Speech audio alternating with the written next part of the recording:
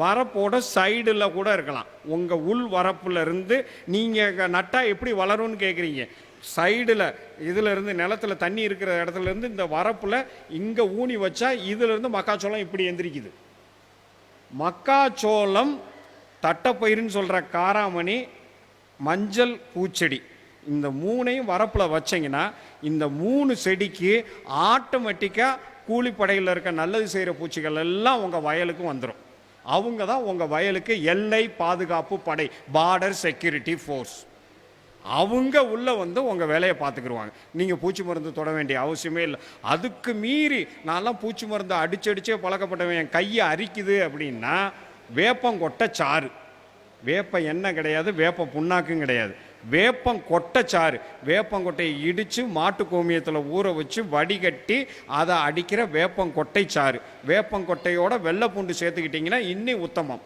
நம்ம சமையலுக்கு பயன்படுத்துகிற நம்ம ஊர் நாட்டு பூண்டு, ரசப்பூண்டு, 1 ஏக்கருக்கு 5 கிலோ வேப்பங்கொட்டை, 1/2 கிலோ வெள்ளைப்பூண்டு, ரெண்டையும் அம்மி, உரல், குழவி கல்லில் இடித்து பழைய காதி வேட்டியில் டைட்டாக கட்டி அதை முங்குற அளவுக்கு 10 லிட்டரு மாட்டு கோமியத்தில் ஊற வச்சிடணும்.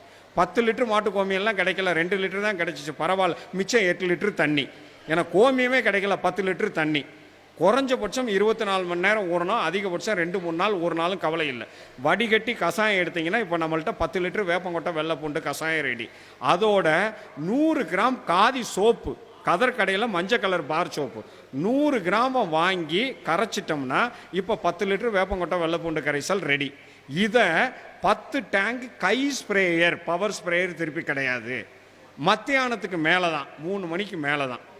இதை நட்ட 15ஆவது நாள் மனசுக்குள்ளே செய்கிற ஆளுக, இயற்கை விவசாயத்துக்கு அடி எடுத்து வைக்கணுங்கிற ஆள் நட்ட 15ஆவது நாள் கண்ணை மூடிட்டு அடிக்கலாம். குருத்து பூச்சிக்கும் இலை சுருட்டு புழுக்கும் முன்னெச்சரிக்கை தடுப்பு நடவடிக்கை.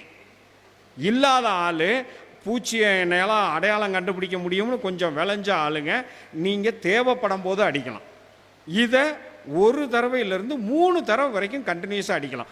1 வாரம் 10 நாளைக்கு 1 தடவை. இந்த வேப்பங்கொட்டை வெள்ளை பூண்டு சாறு பயிருக்கு மேலே போய் கசப்பு தன்மை படிஞ்சிருச்சுன்னா பூச்சியால் முட்டை போட முடியாது.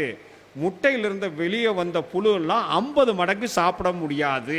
50 மடங்கு சாப்பிட்டாலும் அந்த இதில் போச்சுன்னா அது மலட்டுத்தன்மையை உருவாக்கும்.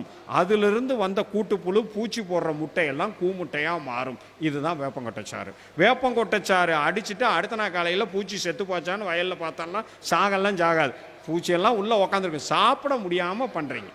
இந்த எல்லா வேலையும் கூலிப்படையை ரெடி பண்ணி இந்த வேப்பங்கொட்டைச்சாரை இது பண்ணிட்டீங்கன்னா நெல்லுக்கு பூச்சி மருந்து அடிக்க வேண்டிய விஷயமே தேவையில்லை. 3 வருஷம் நீங்கள் இதாக ஆகிட்டீங்கன்னா, இப்போ இவரெல்லாம் சித்தர் சாரெல்லாம் நெல் வயலுக்கு ஒன்றுமே பண்ணுறது கிடையாது, விதைக்க அறுக்க இந்த 2 வேலை மட்டும்தான். 3 வருஷத்துக்கு மேலே நீங்கள் உங்கள் வயலை அப்படியே அந்த மண்ணில் இருக்கிற மக்க வைக்கிற உயிரினங்களை உருவாக்கி நல்லது செய்கிற பூச்சிகளை உங்கள் வயலில் உருவாக்கிட்டிங்கன்னா உங்கள் வயல் ஆட்டோமேட்டிக்காகவே ஸ்டெபிளைஸ் ஆக ஆரம்பிச்சிடும். அதே மாதிரி இந்த இயற்கை விவசாயத்தில் மகசூல் கம்மி, கண்டிப்பாக கம்மி, முதல் வருஷத்தில் கம்மி தான், நான் இல்லைன்னா சொல்ல மாட்டேன். ஏன்னா நம்ம அடித்த அடி உரமும் பூச்சி மருந்தும் அந்த லெவலில் இருக்குது.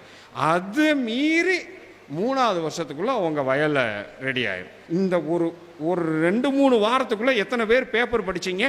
பேப்பரில் ஒரு பர்டிகுலராக ஒரு பூச்சி மருந்தினால் ஏற்பட்ட பாதிப்புக்கு 200 கோடி ரூபா நஷ்ட ஈடு ஒரு மாநில அரசாங்கம் ஒரு பர்டிகுலர் ஆளுக்கு கொடுத்துருக்கு.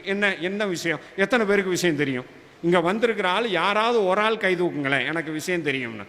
ஒரு பர்டிகுலர் பூச்சி மருந்து ஒரு இடத்துல தெளிக்கப்பட்டு அந்த ஊரில் இருக்கிற ஆளை பூரா காலி பண்ணி அந்த ஊருக்காரன் பூரா சுப்ரீம் கோர்ட்டுக்கு போய் சுப்ரீம் கோர்ட்டில் 200 கோடி நஷ்ட ஈடு கொடுக்க சொல்லி ஒரு மாநில அரசாங்கத்தை கொடுக்க சொல்லி ஆர்டர் வந்திருக்குது.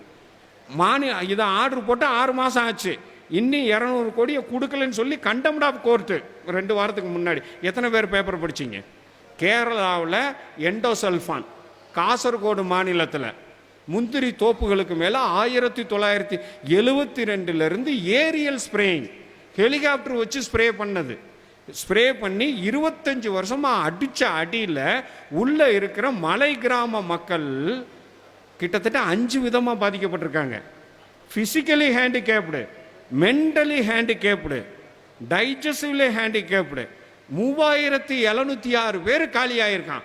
3706 பேர் பாதிக்கப்பட்டு ஒவ்வொருத்தனுக்கும் 5 லட்ச ரூபா நஷ்டஈடு. 3706 × 5 லட்சம் பெருக்கி பாருங்க எவ்வளவுன்னு. ஆனால் கொடுத்துருக்கிறது 200 கோடி தான் கொடுத்துருக்குது. இந்த 200 கோடி ஒதுக்கப்பட்டும் சுப்ரீம் கோர்ட்டு கடுமையான கண்டனத்தை பதிவு பண்ணியிருந்துச்சு. என்ன பதிவு பண்ணியிருந்துச்சு? 200 கோடி கொடுக்கப்பட்டும் அந்த 3706 பேத்துல கிட்டத்தட்ட 15 பேத்துக்கு தான் 5 லட்சமே கொடுக்கப்பட்டிருக்கு 6 மாசத்துல. மிச்சம் இருக்கிற ஆளுகளுக்கு கொடுக்கல. யோசித்து பாருங்க. இந்த லட்சணத்தில் நான் இன்னொரு விஷயத்த சொல்ல விரும்புகிறேன். நம்ம அடுத்து ட்ரோனில் சாப்பாடு வருதோ இல்லையோ பூச்சி மருந்து அடிக்கிறதுக்கு ட்ரைனிங் கொடுக்க போகிறோம்.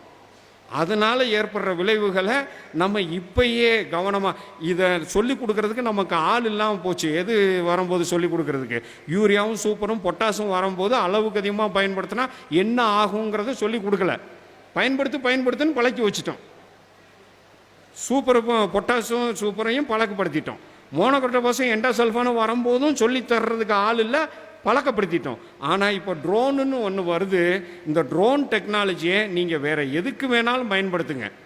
ஆனால் இந்த பூச்சிக்கொல்லி விஷம் தெளிக்கிறதுக்கு பயன்படுத்தினா ஏற்படும் விளைவு படு பயங்கரமாக இருக்கும்.